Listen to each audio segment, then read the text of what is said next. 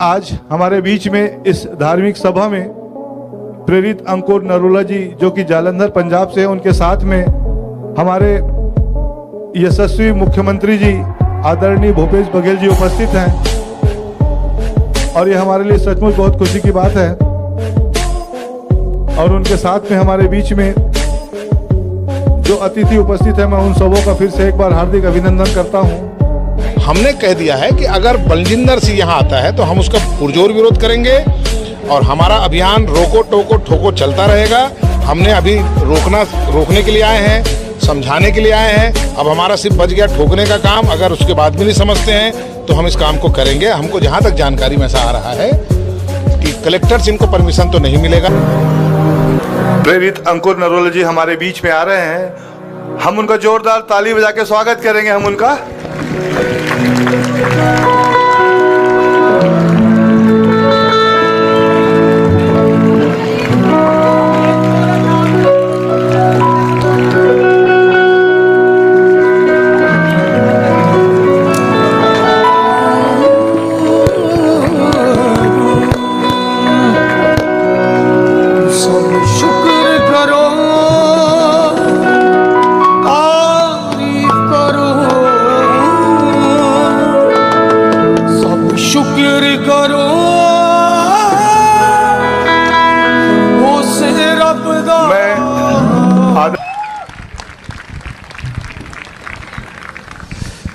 Hallelujah, hallelujah. Bible कहती है कि जिसका सम्मान करना चाहिए उसका सम्मान करो, और क्रिश्चियन लोगों को बाइबल कहती है कि पॉलिटिकल अगुओं के लिए प्रार्थना करो। तो क्या आप बाइबल को पूरा करने के लिए तैयार हैं? सब जन खड़े हो जाओ, अपने हाथों को उठाओ। सर्वशक्तिमान परमेश्वर, हम आपकी हुजूरी में आते हैं। वचन में जो लिखा कि जिसका सम्मान करना चाहिए उसका सम्मान करो, वचन में लिखा कि अपने पॉलिटिकल अगुओं के लिए प्रार्थना करो ताकि तुम भक्ति और चैन के साथ अपनी जिंदगी को बिता सको। पिता, हम प्रार्थना करते तेरे बेटे के लिए, हम प्रार्थना करते मुख्यमंत्री के लिए, हम प्रार्थना करते छत्तीसगढ़ के लिए। तेरा रूह खुदाबंद इनकी जिंदगी में जुम्बश करे और कार्य करे। तेरे लहू में हम उनको छुपाते हैं मेरे सामर्थी परमेश्वर। तेरा ही आत्मा इनको छुए और बल, ताकत और बुद्धि के साथ इन्हें ब्लेस करे। सामर्थी परमेश्वर, हम मांगते खुदावंद तेरे लोग होने के नाते हम मांगते कि तूने हमें प्रार्थना करने का अधिकार दिया। उस अधिकार के साथ हम आशीष को मांगते इस गवर्नमेंट के लिए, उस अधिकार के साथ हम तरक्की को मांगते इस गवर्नमेंट के लिए। और प्रभु यीशु मसीह के सामर्थी नाम में इस गवर्नमेंट की तरक्की की हम घोषणा करते हैं, बुद्धि की हम घोषणा करते हैं कि ये नई नई स्कीम्स आने वाली छत्तीसगढ़ में जो अभी तक ये नहीं जानते, आप नहीं जानते, लोग नहीं जानते, वो सब लोग ये सुनने वाले, क्योंकि आपकी आत्मा ने ये मुझ पे जाहिर किए हैं। मैं सर्वशक्तिमान परमेश्वर तेरा दास होने के नाते इन सब मंत्रिमंडल को, इनके परिवारों को, इनके शरीरों को, इनकी सेहतों को मैं आशीषित घोषित करता हूं।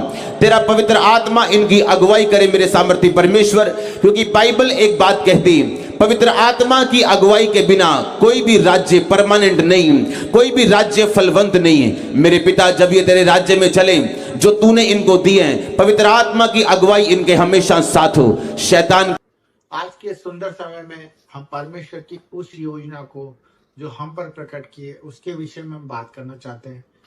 तो सबसे पहले हम ये बात करना चाहते हैं कि जो लोग परमेश्वर के जीवन में आ जाते हैं, उनके जीवन में परेशानियां और रुकावटें और बंधनें क्यों सबसे ज्यादा उनको नजर आने लग जाती है, और वो क्यों इस समस्याओं में ही उलझे रहते हैं जबकि परमेश्वर उनके सामने खड़ा रहता है।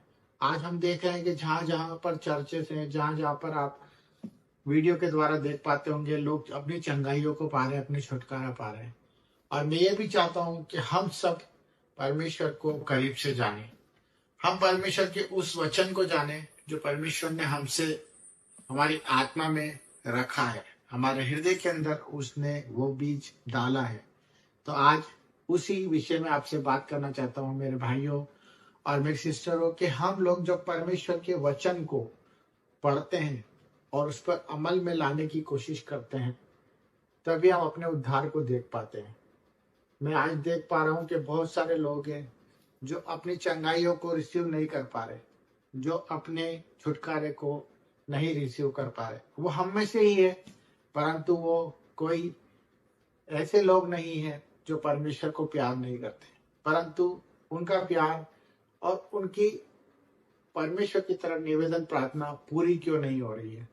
मैं इस विषय में आपको बताने जा रहा हूं कि कौन से वचन उनके लिए वो काम करते हैं और वचन किस तरह से उनके जीवन में कारीगर होते हैं और किस तरह से वचन उनके जीवन में प्रकट होते हैं और वो उद्धार के मार्गों पर चल पड़ते हैं और वो दूसरों के लिए गवाही बनते हैं।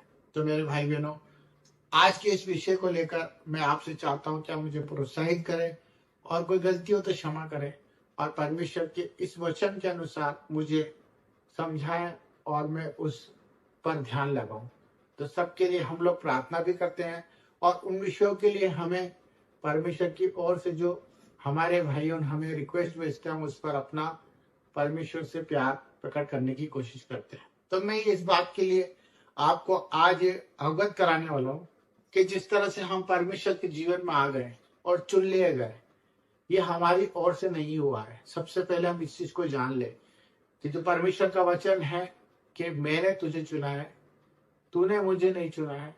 तो इस बात का हम ध्यान दें कि अपने जीवन का, अपने भविष्य का, अपनी चिंताओं का सबसे पहले हमें नकारा करना है और अपने भविष्य के बारे में, अपने कल के बारे में चिंता करना छोड़ देनी है। क्योंकि परमेश्वर का वचन यही कहता है कि हम कल की चिंता करेंगे तो हम परमेश्वर के खिलाफ होंगे। हमें कोई चिंता नहीं करनी क्योंकि हमने परमेश्वर को नहीं चुना, परमेश्वर ने हमको चुना है। तो मेरे भाई बहनों, सबसे पहले इस चीज पे गौर करने का हमारे लिए परमेश्वर ने ये वचन को प्रकट किया है। दूसरा वचन जो मैं आपको बताना चाह रहा हूं वो ये है कि वचन जब तक दो धारी तलवार नहीं बन जाता, जब तक वो कारीगर नहीं होता, वो काम में नहीं आता, तब तक वो एक वचन ही कहलाता है। परंतु वो कब प्रकट होता है? जिस तरह परमेश्वर का दृष्टांत है कि बीज जब तक तुम अच्छी भूमि पे नहीं उपजाओगे जब तक फसल नहीं बनेगी। तो उसी प्रकार परमेश्वर का वचन भी यही कहता है कि आप अगर वचन पढ़ते हैं और सुनते भी हैं, पर जब तक अपने हृदय में उसको जगह नहीं देंगे और उस हृदय से आपके अंदर वो आवाज नहीं आने लगेगी, तब तक आपका उद्धार नहीं हो सकता। तो हम वचन को पढ़े, वचन को सुने, परंतु वचन को हृदय में डालने की कोशिश करें। ये परमेश्वर का प्यार है। अगर आपने वचन को, बाइबल को, परमेश्वर के कहे नियम को अगर अपने हृदय में डालने की आदत डाल दी, तो मैं बता रहा हूं आप दूसरों के लिए उद्धार के मार्ग बनेंगे, आप आशीषित हो जाएंगे। आपको किसी जगह जाने की, भटकने की जरूरत नहीं पड़ेगी। आपको अपने हृदय से ही वो जवाब मिल जाएगा जिस चीज के लिए आप भटक रहे हैं। आप रोगी होंगे, आप परेशान होंगे, आप कर्जे में होंगे, पर परमेश्वर का यह जो बात मैं आपको बताने जा रहा हूं वो यही है कि परमेश्वर के वचनों को अपने हृदय में डाल लीजिए मेरे भाई बहन। फिर देखेंगे आपके जीवन में किस तरह से उद्धार होता है और चंगाई और छुटकारा आपके जीवन में इसी वक्त है। आप स्वीकार करें और वचन को पूरी तरह काम करने दें। धन्यवाद सबको। जय मसीह की।